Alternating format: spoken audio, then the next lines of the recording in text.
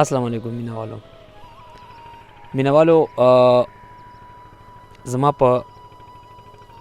دغه کلام باندې چې څومره تنقید روان دی نو ډېره ښه خبره ده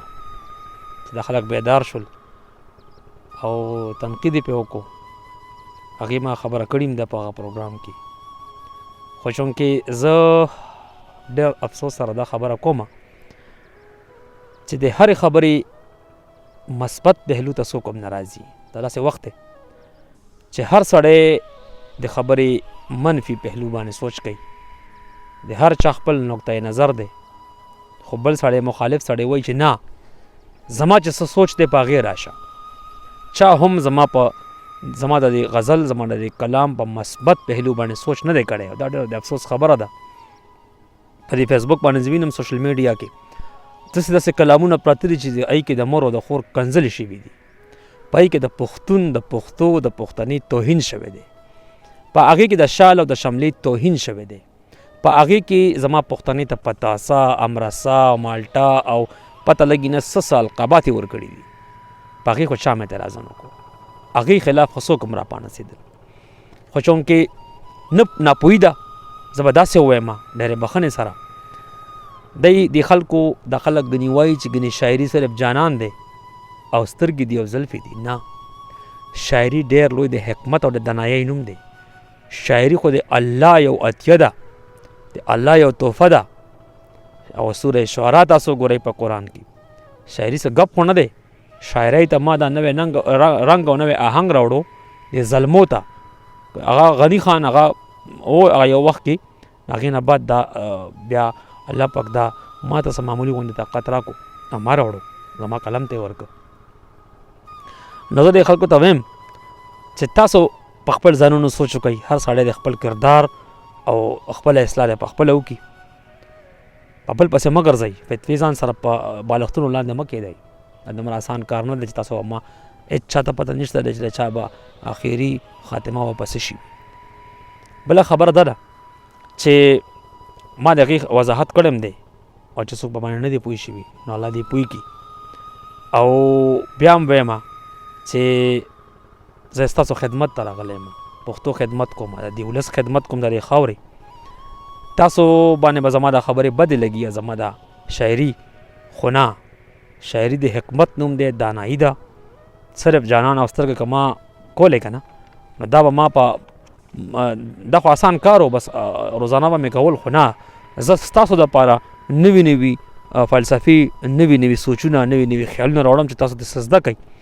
او ما سره په باندې بحث وکئ، تنقید پرې وکئ، اعتراض پرې وکئ او ما اصلاح وکئ. زه په خپله اسلام کوم او څه به تاسو نه زده کوم، څه به ما نه زده کوئ.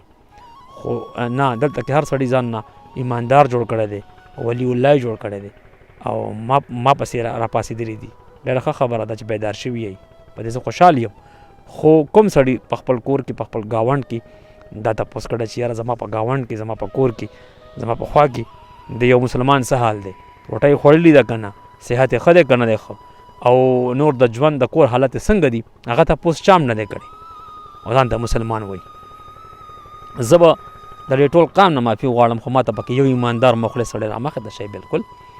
د حکومت خلاف، د ظلم خلاف، د جبر خلاف، د بربریت خلاف او تاسو یو چا هم اواز پورته نه کړو.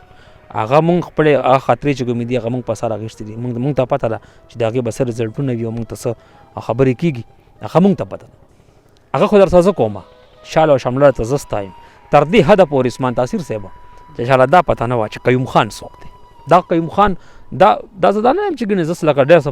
فلاسفر یم یا پروفیسر یم، نه جي. خو زما په قام کې دا پته خلکو ته نه وه، ما نه به خلکو تپوس کړو چې یاره سرجي دا قیوم خان څوک دی چې تاسو په اشاره کې استعمالوئ،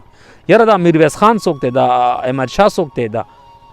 زما قام، زما ولس ته خو د دې هم پته نه وه. دا خو ورته ما شکر الحمدلله دا چې کوم اسلاف دي، دا چې کوم زمونږ مشران دي، دا مې راوړان دي، کله زما نن دا چې کوم نوجوانان دي هغه ته خبر شول. زه بیا هم تاسو نه بښنه غواړم که زما خبرو کې څه و، خو نه، خپله اصلاح به کوو، په بل پسې بالک او تک راخلو. تاثیر صاحب یو کلام ورته وړاندې کوم، وایي زندګۍ ستړی یم، دمه راکه انجام راکه. زندګۍ ستړی یم دمه راکه انجام راکه او خوب د مرګ راکه د څلورو اوږو بام راکه سر مې د مور په خپو کې ایښی دی او ژاړم ورته سر مې د مور په خپو کې ایښی دی او ژاړم ورته مرګه څه ښه موقع ده راشه اختتام راکه مننه زما په سر د بل تهذیب د قرض تاج مه کېده زما په سر د بل تهذیب د قرض تاج مه کېده ما ته شمله وتړه ما ته خپل مقام راکه او دلته به بم وچاودو دلته به ما ژوند کولو دلته به بم وچاودو دلته به ما ژوند کولو ژوندی شهید یم که د زړه غواړي انعام راکه دلته به بم وچاودو دلته به ما ژوند کولو ژوندی شهید یم که د زړه غواړي انعام راکه او مړ دې کړم لار کې اوس پخپو مې د دیوال خواته که مړ دې کړم لار کې اوس پخپو مې د دیوال خواته که اخر پښتون یم اخر پښتون خو یم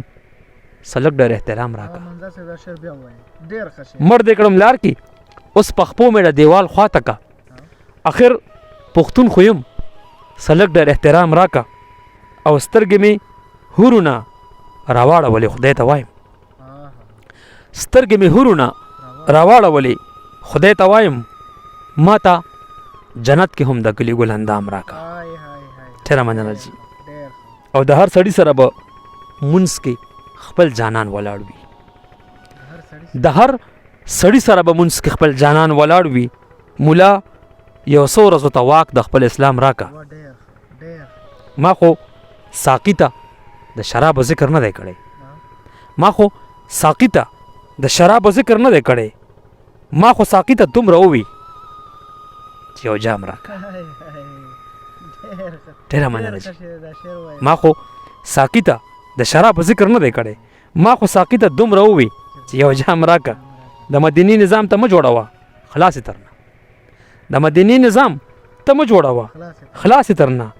زه په خپل کور کې مدینه یم خو نظام را د مدینی نظام ته مه جوړوه خلاصې ترنه زه په خپل کور کې مدینه یم خو نظام راکه او زه خو ایمان په کتابونو د چا نه جوړوم زه خو ایمان په کتابونو د چا نه جوړوم ما ته خو یو د لیوني منظر کلام راکه ډېره مننه جي مینوالو ما په خبرو باندې مه خفه کېږئ او سوچ کوئ کوتکونه مه راخلئ بیا هم درته ویم چې یو سړی پوره نه دی او زما په کلامونو سوچ کوئ ستاسو دپاره یې کومه زما پکې څه فایده څه مقصد نشته دی تاسو ته یې در رسومه او زده کړه ترې کوئ تاسو ډېره مننه تر بل پروګرامه غواړم اجازت الله په امان